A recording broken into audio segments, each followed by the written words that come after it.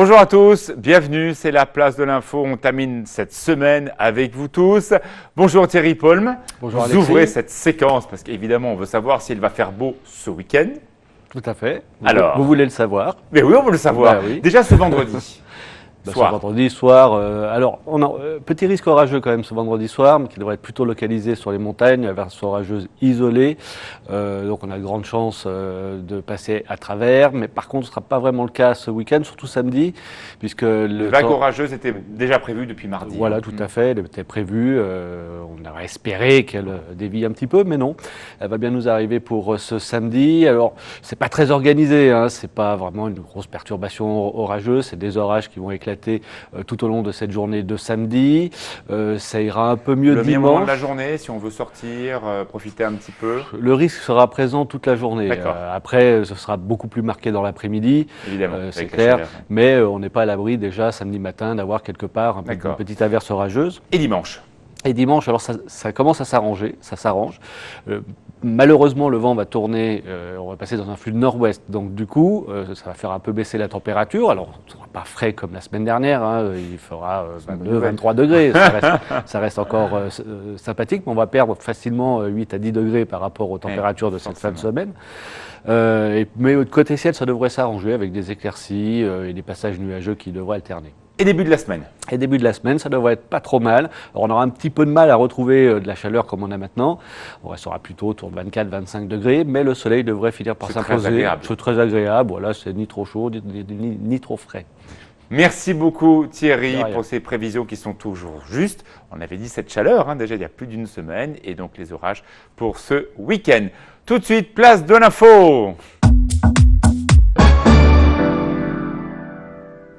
Et nous avons le plaisir de retrouver régulièrement Sophie avec nous, objet d'histoire. Nous parlons d'abord, Sophie, d'objets qui ont un lien avec les animaux. Tout à fait. Bonjour Alexis. Bonjour Sophie. Je suis ravie de vous présenter un ensemble d'objets sur le thème des animaux. Alors, on commence par quoi? Alors, on va commencer par un ensemble de 3 pièges à rongeurs et à souris. Ouais. Alors, il faut savoir qu'autrefois, nos ancêtres étaient très embêtés à cause des rongeurs, Bien sûr. des musaraignes, des rats et des souris qui faisaient énormément de dégâts dans les greniers, dans les caves. C'est la seule richesse des paysans. Exactement. Et alors, si en plus les rongeurs venaient à manger les grains et à faire leur nid dans la paille, ça n'allait pas du tout. Et nos ancêtres étaient extrêmement inventifs. Donc, ils ont créé un ensemble de 3 pièges à souris. Alors, il y en a un, celui-ci, qui agit comme nos tapettes aujourd'hui, c'est-à-dire quick. Une fois que la souris passe en dessous, elle est morte. Oh là là, vous en avez un autre qui est ravissant ici, qui permettait d'en avoir 4 d'un coup. Grand score. Et celui-ci permettait de les attraper sans les tuer par un astucieux principe de balancier. C'est-à-dire que la petite souris, elle monte le long de la petite rampe en bois. Et une fois qu'elle est montée, la rampe en bois bascule et la souris est coincée à l'intérieur de l'appareil. Voilà. Et alors, par derrière, vous aviez la possibilité de voir que la souris était attrapée. Incroyable. Voilà. Alors, après, je voulais vous présenter un très joli objet, qui se présente comme ceci, qui est un miroir aux alouettes. Ah oui, d'où l'expression miroir aux alouettes. Exactement. Alors, c'est un leurre pour la chasse. Et comme vous pouvez le voir à l'écran, eh bien, il y a des petits glacillons qui sont des petites inclusions de miroirs. Parfois, c'était du strass ou bien des petits morceaux de métal. Alors, pour pouvoir se servir d'un miroir aux alouettes, il fallait se mettre au milieu d'un champ, planter son miroir, que le chasseur s'installe un petit peu plus loin. Ça existe encore la chasse aux alouettes. Exactement. Et elle est toujours, on peut toujours chasser avec un miroir aux alouettes. C'est autorisé légalement parlant. Donc vous aviez une petite ficelle, vous vous mettiez au fond de votre champ, et avec la ficelle, vous tournez le miroir. Et regardez, en tournant le miroir, eh bien, le soleil vient se refléter sur les glacillons. Et l'alouette est très curieuse. Qu'est-ce qu'elle fait? Elle vient, elle s'approche, et il n'y a plus qu'à abattre le filet pour pouvoir l'attraper. Et je vois d'autres objets qui nous rappellent des choses, nous qui habitons les pays de Savoie. Ces fameuses colombes que l'on trouve à Abondance, que l'on trouve en Suisse, dans beaucoup de pays du Nord aussi. Exactement. Alors voici 2 très très belles colombes d'Abondance. Donc ce sont des oiseaux, comme vous l'avez vu, qui ont une particularité. D'abord, c'est d'avoir été fait chez nous dans le Val d'Abondance et puis un petit peu à Morzine. Mais qui ont une autre spécificité, c'est d'être faits dans 2 morceaux de bois. C'est-à-dire que vous avez un morceau d'un seul tenant. Tout à fait. Alors, vous avez un assemblage qui est là au milieu, mais il y a un morceau de bois qui constitue le corps du bec aux plumes, et un autre morceau de bois qui constitue l'ensemble des ailes. Et il faut savoir que cet assemblage est fait sans colle ni vis, c'est-à-dire que chacune des petites plumes qui est constituée, qui est en fait une mince feuille de bois, est reliée au corps par le fil du bois, c'est-à-dire qu'elles sont toutes tenantes au morceau de bois central. Voilà, c'est un très très joli objet qu'on peut encore retrouver aujourd'hui et que je vous invite à collectionner parce qu'il en existe assez peu. D'où viennent ces objets, Sophie? Alors l'ensemble de ces objets, eh bien, ils m'ont été prêtés par un musée qui s'appelle le musée Bernard Lacroix de Fessy. Alors Bernard Lacroix, c'est un collectionneur fou qui a décidé pendant toute sa vie de collectionner des objets et il en a accumulé à peu près 22 000. Ces objets, ils ont tous un lien, ils sont représentatifs de l'art de vie de nos ancêtres dans les Alpes autrefois. Alors, il y a encore 2 possibilités pour aller visiter ce musée puisqu'il est assez peu ouvert. Vous avez la possibilité d'y aller le dimanche 21 août et aussi lors des journées européennes du patrimoine, à savoir les samedis 17 le 3e week-end du mois et le dimanche septembre. 18 septembre. Je vous invite vivement à aller visiter cet endroit assez exceptionnel et je pense que ça peut constituer une très belle visite estivale. Ces objets ont-ils une valeur en dehors de notre valeur de patrimoine? Alors oui, tout à fait. Une valeur assez minime pour tout ce qui est piège à rongeurs. Je ne vais pas vous cacher qu'aujourd'hui, vous avez encore la possibilité de les chiner pour moins de 40 € en brocante. Et dans les vides-greniers, et puis auprès de certains professionnels spécialisés en art populaire. C'est vrai, hein, moi avec Marc Vera, j'ai eu beaucoup de ces objets, les beurriers, les barattes, bon, qui ont pris de la valeur parce qu'on les met comme ça dans les chalets très modernes de toutes les stations de sport d'hiver. Là, c'est vrai que c'est plus des objets thématiques, donc qui n'ont pas la même utilisation. Exactement, ce sont des objets qui ont un intérêt historique. Forcément. Un miroir aux alouettes, alors sachez qu'il existe de très nombreux modèles de miroirs aux alouettes et ce qui va faire la différence de prix, c'est la forme du chapeau. En fonction de la forme du chapeau, vous pouvez avoir parfois un chapeau, mais 2 chapeaux superposés qui vont tourner dans des sens inverses. Et donc, à ce moment-là, vous êtes sûr que votre miroir aux alouettes vaut plus cher qu'un modèle de base. Mais il faut, vous pouvez compter entre 150 et 450 € quand même, c'est une petite pour un valeur. beau miroir aux alouettes. Une belle colombe d'abondance, ça peut encore... alors, il faut qu'elle soit ancienne pour qu'elle vale de l'argent. Est-ce qu'il faut qu'elle soit d'un seul tenant? Il faut qu'elle soit d'un seul tenant. Ça, c'est la règle. C'est la règle. Sinon, c'est une arnaque. Si elle a été très collée clairement. ou clouée, clairement, c'est pas une colombe, c'est pas une belle colombe. Voilà, donc c'est important, hein. Si vous baladez dans le Val d'Abondance et également dans le Val d'Aoste et aussi dans le Valais, il y a parfois des objets comme ça à trouver. Si c'est collé ou s'il y a des vis, c'est une arnaque pour dire les choses. Exactement, exactement. Le mieux, c'est d'en avoir donc une ancienne. Pour être sûr qu'elle soit ancienne, vous voyez, il y a des détails qui trompent pas trop. Le corps est assez massif, le bec est assez saillant. Il y a un petit cou, pas un très long cou. Celles qui ont un long cou, elles sont plus contemporaines. Et vous vérifiez bien, effectivement, que l'ensemble des plumes est bien d'un seul tenant. Super Sophie, merci infiniment. Vous revenez quand vous voulez. Passez Avec plaisir. un excellent été. Voilà, c'est aussi le moment de chiner l'été dans les pays de Savoie. Exactement. Mais faites attention, il y a aussi des forains qui proposent de fausses brocantes avec des objets qui ne sont pas du tout du territoire. Donc, demandez l'histoire des choses. Vous ne faites pas avoir, c'est dommage. C'est toujours mieux d'acheter des jolies choses et des vraies choses. Tout à fait. Merci beaucoup Sophie. On se retrouve juste après la pub avec un hommage extraordinaire d'une journaliste qui est de la région. Elle s'appelle Catherine Dupuis, qui a fréquenté Coluche pendant 1 an. Coluche nous a quittés il y a 30 ans. Elle a fait tout un film documentaire sur lui. On la retrouve juste après la pub.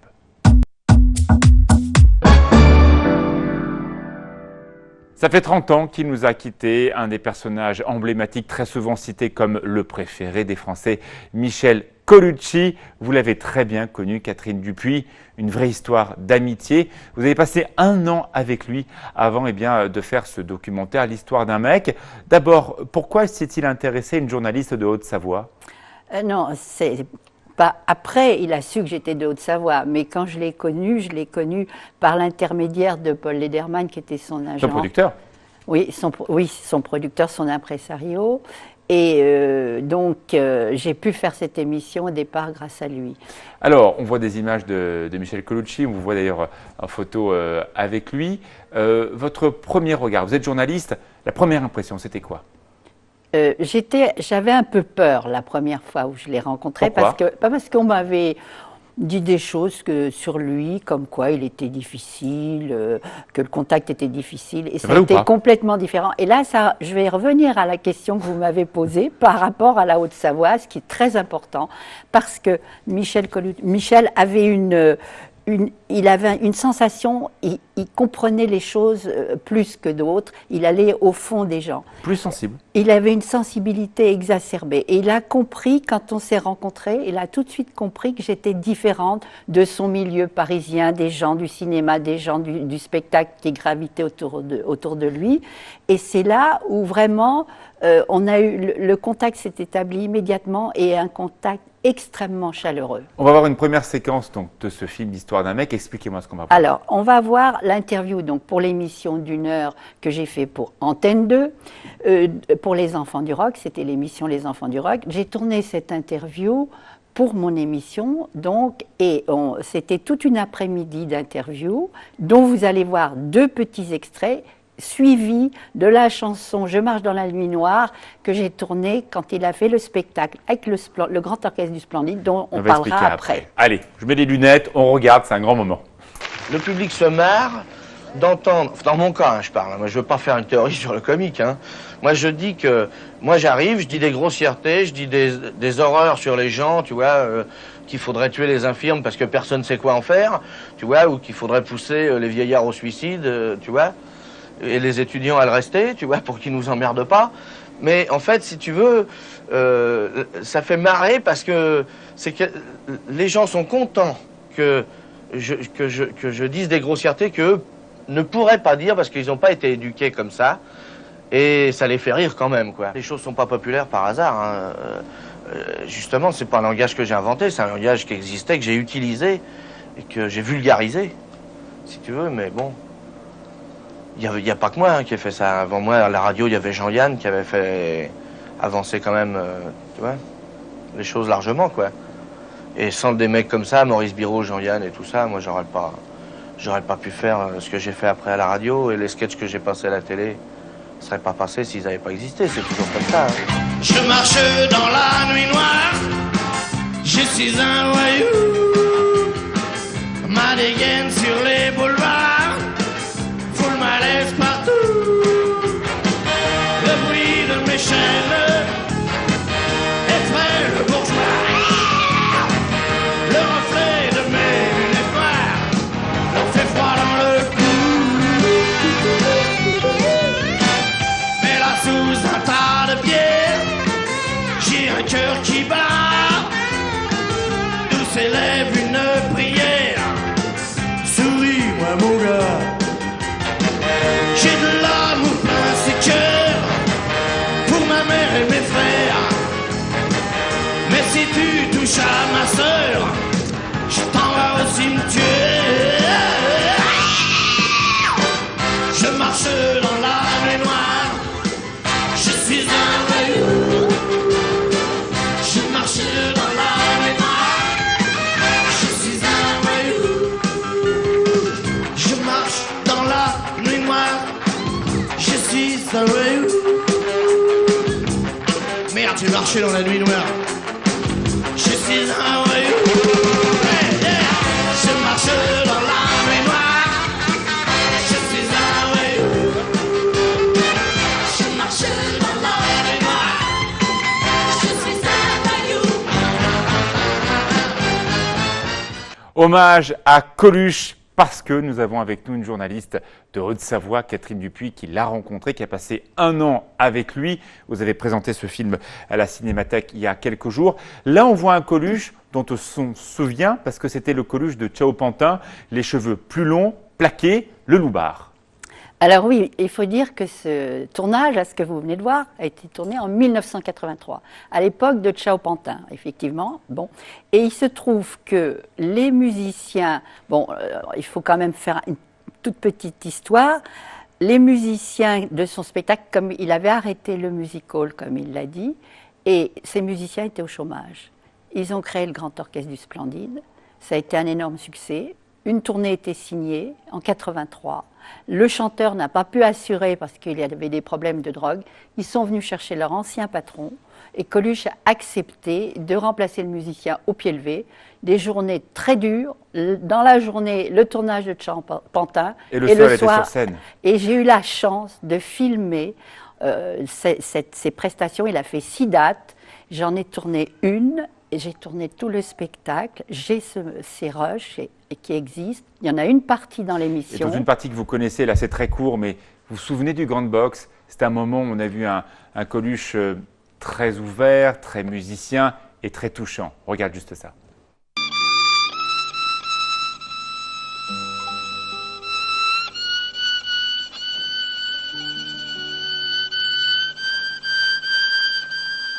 Ce Coluche, à ce moment-là, il est entre ombre et lumière, un personnage qui changeait, que certains décrivaient comme avec un peu moins de jovialité, parce qu'il y avait une vraie sensibilité. L'élection présidentielle était passée, donc c'était en 1981, et donc à la finale, l'élection de François Mitterrand.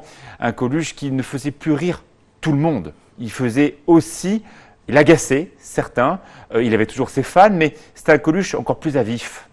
Oui, mais à l'époque où je l'ai connu, la campagne présidentielle, 2 ans avant. Donc il avait eu le temps de digérer. Ça avait été très très difficile pour lui. D'ailleurs, vous avez une vraie interview de Coluche qui parle lui-même de ce qu'il s'est passé. On a beaucoup entendu ses proches nous raconter, notamment dans le film que l'on a vu avec François-Xavier de Maison, bien toute la préparation de la campagne. Coluche n'en a pas réellement parlé de ce qui s'est passé de cette campagne. Non, vous l'avez, ça. Voilà, effectivement. Parce que là, vous ne le verrez pas, cet extrait de l'interview où il parle de la campagne présidentielle. Pourquoi vous ne l'avez pas sélectionné? Non. À l'époque, dans la construction de mon documentaire, ça ne venait pas bien parce que je ne parlais pas de politique. J'ai parlé de l'homme Coluche, de sa carrière. Donc, mais ça, je l'ai parce que j'ai. Et vous allez vous en servir parce qu'aujourd'hui, on le voit bien. Ce sont des éléments très importants. Les Français parfois n'ont plus foi en la politique. Les Anglais, on l'a vu avec ce Brexit, parfois cherchent des valeurs à droite à gauche. Qu'un homme très, en l'occurrence populaire comme lui, veut se présenter à l'élection présidentielle, ça veut dire des choses. Ah ben, tout à fait. Moi, je les ai, j'ai les rushs, je l'ai cette interview. Et j'ai 30 minutes de rush totalement inédit. C'est une pépite, ça, hein? Ah, une vraie pépite, mais c'est pas évident. Donc, je souhaite refaire une nouvelle émission à partir donc de cette interview inédite et des chansons du Splendide qui ne sont pas montées dans le film puisque je les ai en entier. Ça fera une émission d'1 heure. Et vous travaillez actuellement avec Mireille Dumas pour une collection sur Coluche à sortir dans quelques temps. Voilà. Alors, on a parlé de Coluche, bien sûr, l'humoriste que vous connaissez, donc on ne va pas repasser des sketchs parce que voilà, tout a été exploité, des sketchs de Coluche. Par contre, lorsqu'il parle de son autre passion, en l'occurrence sa passion pour la musique, là on en sait beaucoup moins. Vous l'avez rencontré. Musicien à cause des oreilles, mais pas à cause des mains. Je joue pas, je joue mal de tous les instruments. Quoi. Tu veux, c'est une espèce de, je sais pas, j'ai le sentiment quoi que les comiques sont toujours plus ou moins traités de clowns. Tu vois, il y a toujours une référence au passé. Alors, comme de toute façon, il faut faire 2 heures sur scène, je me suis dit que j'allais meubler, d'une part avec des chansons, d'autre part avec des sketchs musicaux.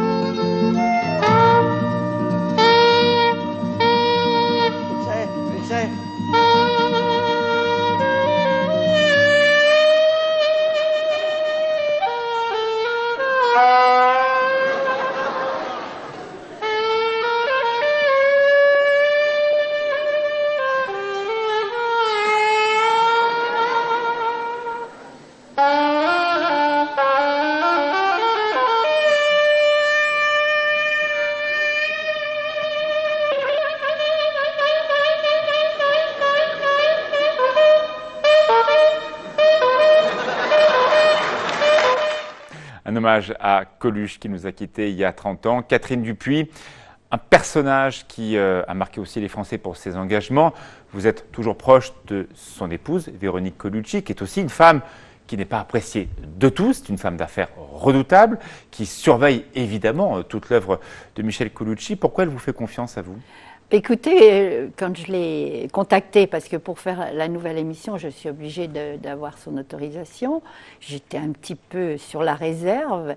Et elle a été formidable pour moi, ça m'a fait un grand plaisir, parce qu'elle m'a dit de toutes les émissions sur Coluche qui ont été faites, c'est la vôtre la plus belle, et c'est celle que je préfère, et c'est celle que j'ai chez moi. Pourquoi? Parce que vous n'êtes pas allé justement dans ce qu'on a beaucoup parlé, la drogue, les errements, un Coluche un peu perdu. Vous avez évité ces choses-trappes-là?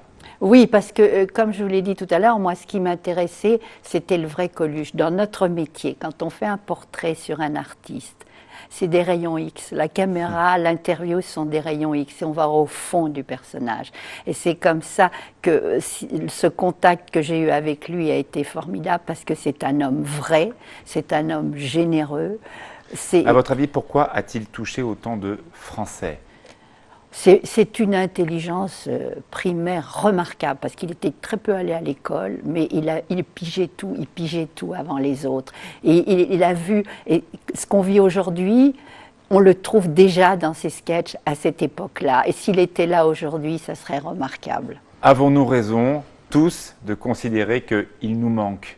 Est-ce qu'il n'y a pas un Coluche qui pourrait nous décevoir, un Coluche dont on n'aurait pas forcément tout appris? Ça, on ne peut pas savoir, puisqu'il n'est plus là aujourd'hui. Vous avez quand même passé un an avec lui. Oui, donc, mais... Parfois, vous comme moi, on peut avoir un fantasme d'aimer quelqu'un qui est mort et le mettre à un panthéon que personne ne peut avoir sur un piédestal faux. C'est une icône comme Jacques Brel, comme Marilyn Monroe. Pour vous, c'est justifié? Mais totalement. C'est une grande, comme Brigitte Bardot a été à une époque, ça fait partie enfin, justement, voilà, Brigitte Bardot, voilà, elle est encore en vie. Elle a une image qu'elle a détruite elle-même à cause de ses convictions. Ce Coluche est mort tellement jeune qu'il est mort au sommet de sa popularité. On n'a pas vu son image commencer à se casser la figure. Ah ben c'est comme Marilyn Monroe et James Dean. Ils ont eu la chance, si on peut dire, entre guillemets, de mourir jeunes et on garde d'eux une image mythique. Et Coluche, c'est pareil. On lit bien dans vos yeux qu'il y a beaucoup, beaucoup d'affection pour ce personnage qui nous touche tous. Michel Colucci est mort il y a 30 ans et vous avez encore des pépites qu'on verra peut-être dans les grandes chaînes dans les prochains temps. J'espère. Tout de suite, on retrouve Thierry Podme pour la météo, le JT. Passez un excellent week-end et je vous retrouve lundi.